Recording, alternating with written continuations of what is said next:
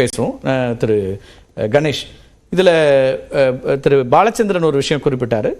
இந்த சிக்கல் இதையும் சேர்த்தே தான் பார்க்கணும், அரசாங்கம் மட்டுமே இந்த விஷயங்களை பண்ணிட முடியாதுங்கிறாரு.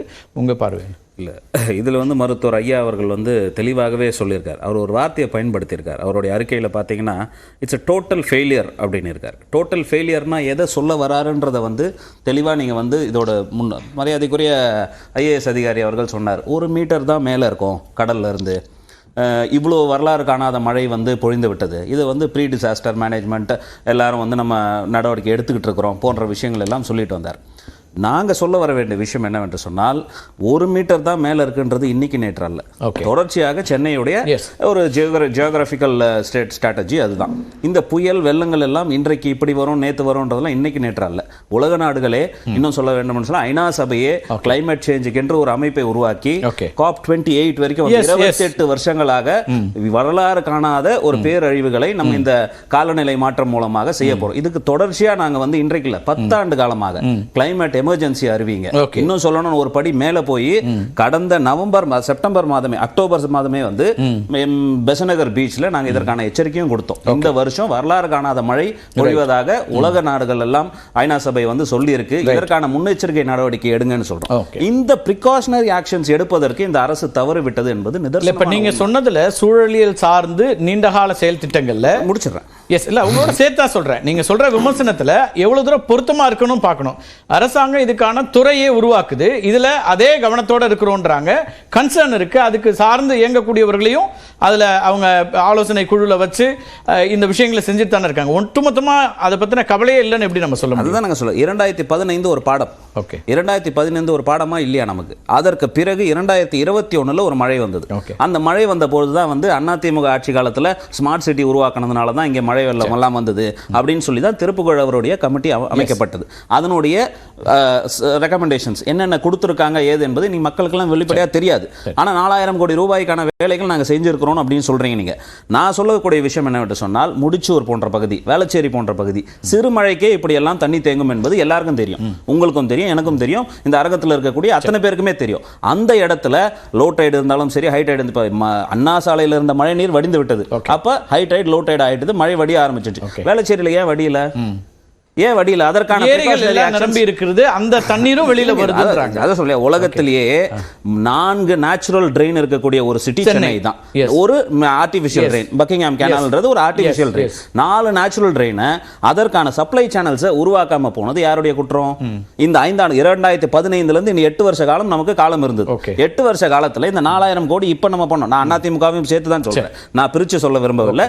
நான் ஆண்ட கட்சிகள் அனைத்தையும் சேர்த்து தான் நான் சொல்றேன். இதற்கான ஒரு பிளானிங் இல்லாம போனது.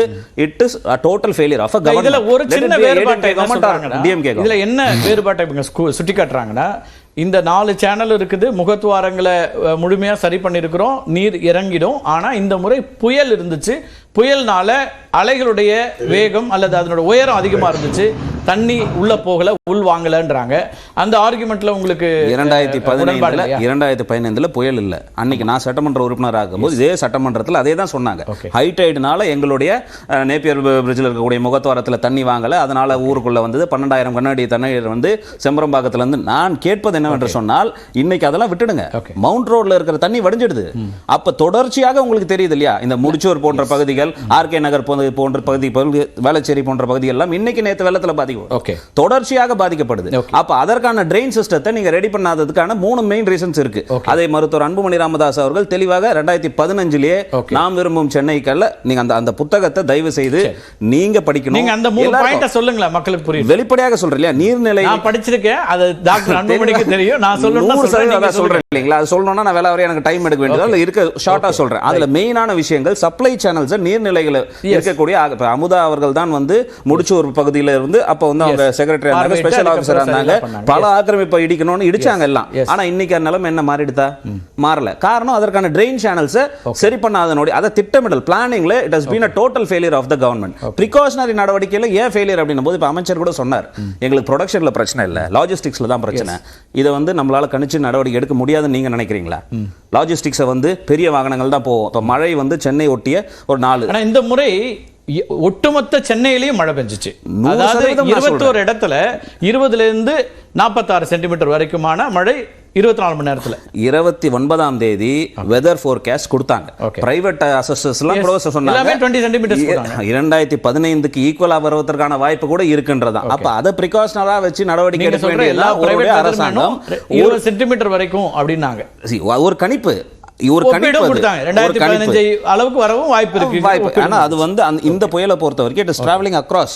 இது வந்து நம்ம it's not a landfall in Chennai, it is across அப்படி போகுது. அப்ப போகும்போது அதனுடைய டிராவலிங் டைம் அதிகமாக தான் இருக்கும், மழை பொழிவு அதிகமாக இருக்கும்ன்றது நம்மளோட பிரிகாஷன்ஸ். நான் கேட்க வேண்டிய விஷயங்கள், இப்ப படகு எல்லாம் 2 நாள் கழிச்சு வரக்கூடிய படகுகளை ஏன் முதல்ல நம்ம ரெடி பண்ணி வச்சிருக்க முடியாது?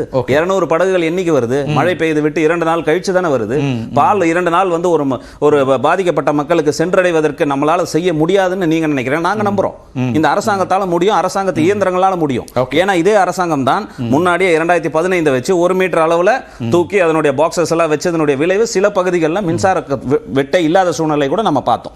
அப்ப ஒரு சில பகுதிகளில் நம்மளால செய்ய முடியுது, எல்லா பகுதியிலும் செய்யறதுக்கு காரணம் ஒரு பிளான் இல்ல. இப்ப 4000 கோடி நம்ம செய்யறோம், எங்களுக்கு தெரியல. ஏன்னா இன்னும் சொல்ல போனா திருப்புகழ் அவருடைய அந்த ரெக்கமெண்டேஷன் வந்தாதான் அவங்க என்ன சொல்லியிருக்காங்கன்றது முழுசா தெரியுமே.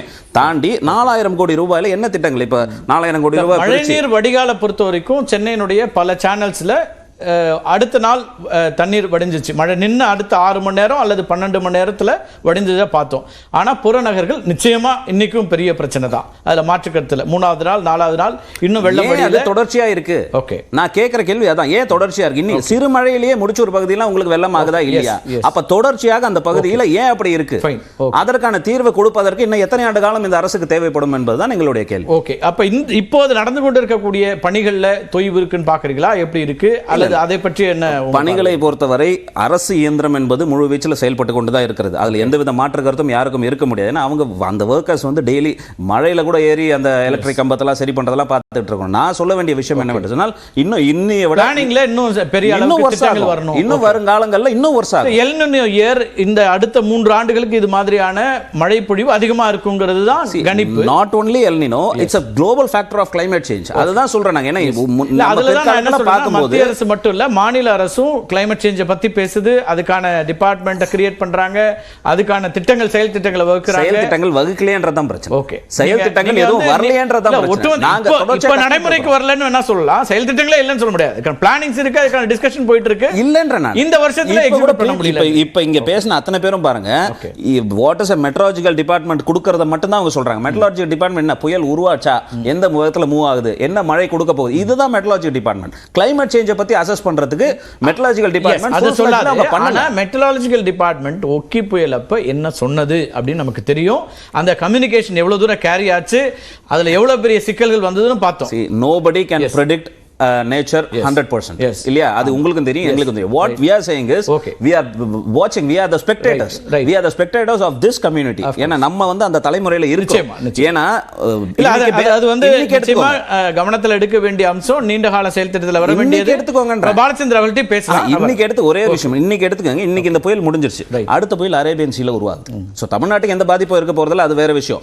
ஆனா இந்த காலகட்டங்கள்ல வங்கக்கடல்ல உருவாகுற புயல் அரேபியன் கடல்ல ஒரு புயல் உருவாகுதுன்னா அது எவ்வளவு பெரிய கிளைமேட் சேஞ்சுக்கான வித்து.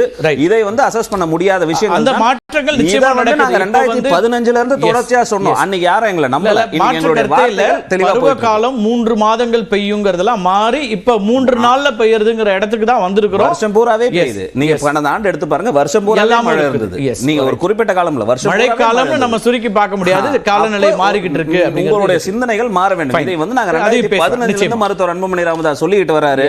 அன்னைக்கு எங்களுடைய வார்த்தைக்கு மதிப்பு இல்ல. இன்னைக்கு நேரடியா பார்க்கும்போது எங்க வார்த்தையோட ஆழம் புரிகிறது. பேசலாம்.